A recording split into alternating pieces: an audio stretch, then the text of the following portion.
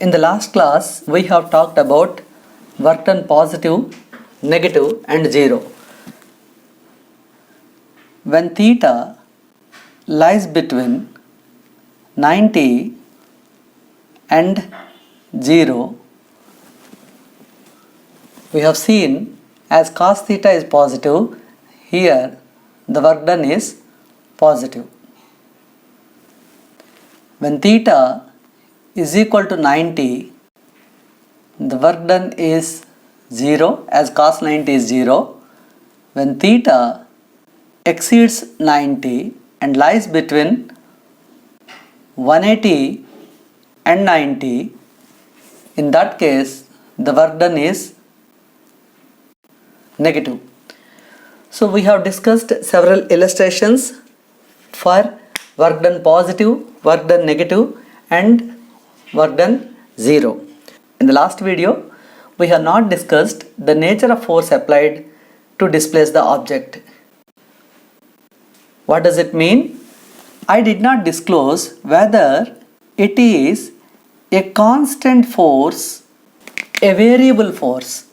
So what is the basic difference between these two, constant force and variable force? So throughout the journey of the object, if the force remains constant, then we call it as constant force, and if the force is varied throughout the path of the journey, then we call it as variable force. We can consider the gravitational force nearer to the earth is constant. Suppose this is the earth and the surface of the earth, and if an object is freely falling here, we consider the acceleration due to gravity g is constant for this motion, and we can take roughly 9.8 meter per second square. We know that force is equal to mass times acceleration. Mass remains constant, and if the acceleration also remains constant, then we can say the force is a constant force. Similarly, the toy car is powered by a cell, can maintain a constant force. The engine of a car can maintain the constant force, but constant forces are very rare when compared to the variable forces. Now, if you plot a graph between the x and the force, then for constant force we will get a straight line, and in this, if you want to calculate the work done, it is simply the area of this rectangle. If you complete this rectangle and if you calculate the area, that area enclosed will give us the work done. Now, in place of this constant force, if variable force is there, let's consider the force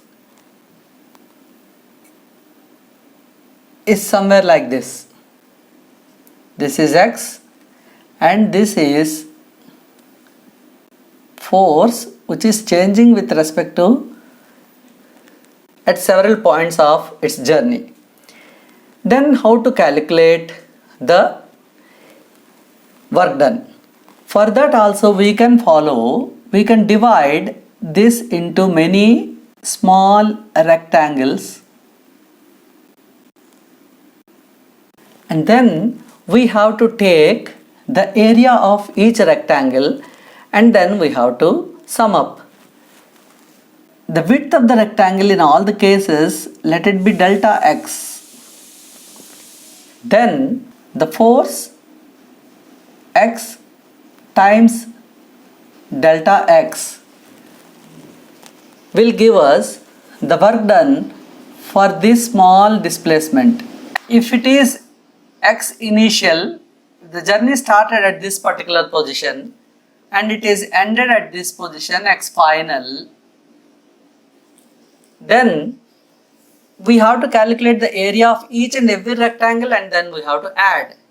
That means we have to take the summation of fx multiplied by delta x from x initial to x final. If you observe closely, it is not exactly a rectangle formed, but we are neglecting this part. It is actually a trapezium, but we are considering as if it is a rectangle. Then how do we minimize this error? To minimize this error, what we have to do? We have to take this delta x width very close to 0. When the delta x is very close to 0, then we can write this figure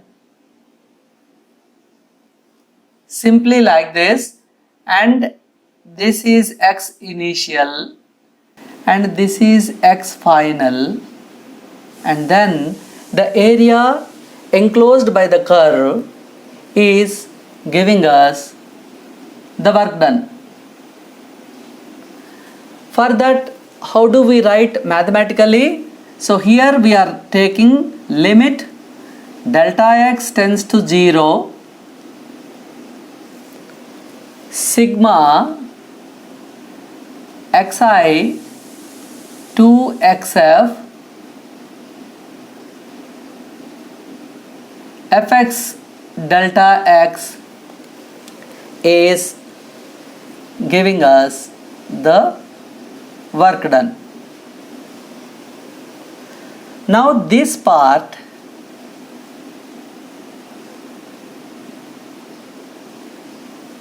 can be written in terms of calculus as summation sigma, nothing but summation only. So that summation, this is s, and this is nothing but the symbol of integration. So integral over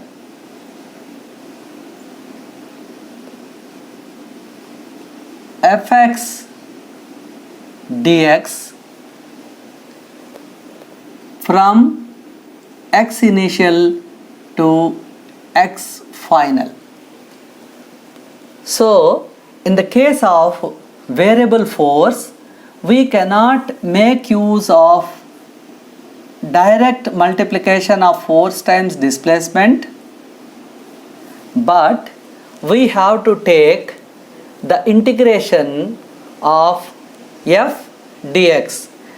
For small interval of delta x, you can consider that force is constant. Therefore, this, if you multiply with that displacement delta x or dx, which is very small, then it gives us the small amount of work done dw. When it is integrated, then we will get the value of the entire work done to move the object from x initial to x final. So this is the way how we approach to calculate the work done when it is a variable force. So in this video we have talked about the work done by the constant force and work done by the variable force. In a nutshell, if it is constant force, you can take directly the area of this rectangle. If it is a variable force, then you have to write the formula W is equal to integral over f dx, and that should be operated between the initial and final limits.